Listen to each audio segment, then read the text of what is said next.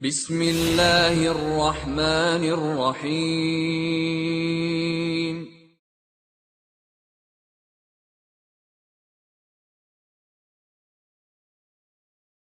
Bismillahirrahmanirrahim. Assalamualaikum warahmatullahi wabarakatuh.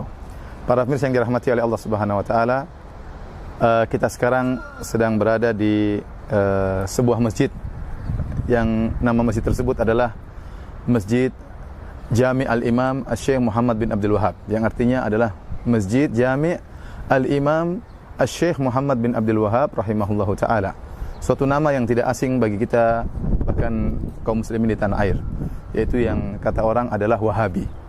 Ya, dan beliau sebagaimana disebutkan dalam sejarah adalah salah satu dari pendiri kerajaan Arab Saudi. Oleh karenanya kalau di Arab Saudi kita tidak heran jika rakyat Arab Saudi begitu cinta kepada Syekh Muhammad bin Abdul Wahab rahimahullahu taala, karena dia ibarat seperti pahlawan, seperti Imam Bonjol, seperti Pangeran Diponegoro yang berjuang untuk mendirikan kerajaan Arab Saudi. Dan kita bisa lihat bagaimana sekarang hasilnya kerajaan yang luar biasa yang menegakkan syariat Islam, ya. Kemudian bagaimana bisa melayani kaum muslimin dalam haji dan umrah, ya, yang bangga dengan keislamannya. Namun tentunya tidak luput dari kekurangan-kekurangan dan kesalahan-kesalahan, tetapi secara umum kerajaan Arab Saudi adalah kerajaan yang paling maju dalam menerapkan syariat Islam. Yang antiknya, masjid ini yang sedang pemirsa lihat bukan di Arab Saudi. Saya sekarang sedang berada di kota Doha di negara Qatar, ibu kota negara Qatar, ya. Dan ternyata masjid ini, Masjid Syekh Muhammad bin Abdul Wahab rahimahullahu taala, adalah masjid negaranya Qatar, masjid kebanggaannya orang-orang Qatar, diresmikan oleh Raja Qatar. Kemudian yang uniknya juga masjid ini, kalau para pemirsa sempat berkunjung ke sini, ternyata yang mengunjungi masjid ini bukan cuma orang-orang Islam, banyak turis-turis, ya, orang-orang non-muslim, orang-orang kafir, mereka datang untuk melihat masjid ini. Namun jika wanita datang ingin masuk masjid, maka disediakan jilbab untuk dipakai oleh mereka, dan jika mereka hendak masuk melihat masjid, maka dipersilahkan. Ya, ternyata nama Syekh Muhammad bin Abdul Wahab rahimahullahu taala bukan cuma harum di kerajaan Arab Saudi, tapi juga ternyata harum di negara Qatar, negara yang lain.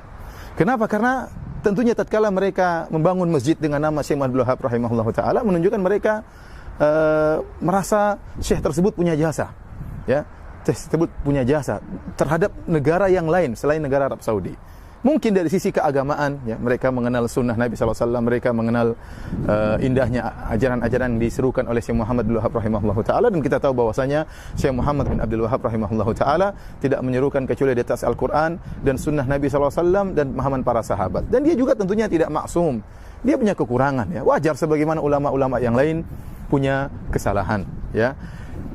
Namun yang ingin saya sampaikan pada kesempatan kali ini, ya, betapa banyak, ya, suara-suara sumbang yang menjelek-jelekkan Syekh Muhammad bin Abdul Wahab rahimahullahu taala, menggambarkan bahwasanya beliau adalah seorang yang sangat sangar, yang sangat membenci kaum muslimin yang lain, yang sangat suka mengkafirkan kaum muslimin yang lain, ya. Dan suara-suara sumbang tersebut berlanjut hingga saat ini.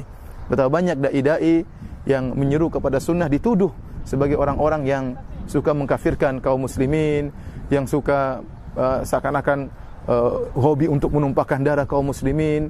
Dan ini semua adalah kedustaan yang sangat nyata, ya. Kita lihat Arab Saudi, ya, yang dengan jelas-jelas negaranya didirikan oleh Syekh Muhammad bin Wahab rahimahullahu taala, ya, ternyata negara yang sangat ramah, melayani jamaah haji, melayani jamaah umrah. Apakah ada jamaah umrah ke sana datang kemudian ketakutan, takut dikafirkan, takut dibunuh, takut ditumpahkan darah? Enggak benar.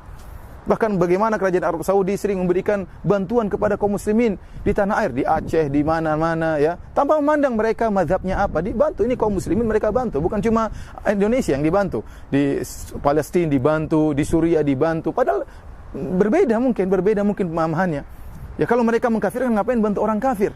Ngapain Arab Saudi bantu orang kafir? Ngapain Arab Saudi bantu orang-orang Yaman? Secara mazhab berbeda, tapi ternyata mereka menganggap seluruhnya adalah kaum muslimin yang harus dibantu.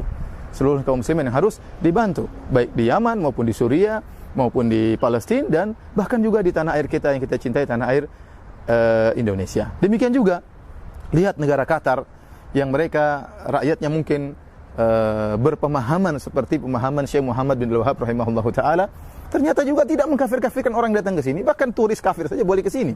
Ya, turis kafir saja boleh di sini. Kalau seandainya mereka sangar dalam mengkafirkan kemudian suka menumpahkan darah, ngapain biarkan turis ada datang pada berdatangan ke masjid yang penuh berkah ini.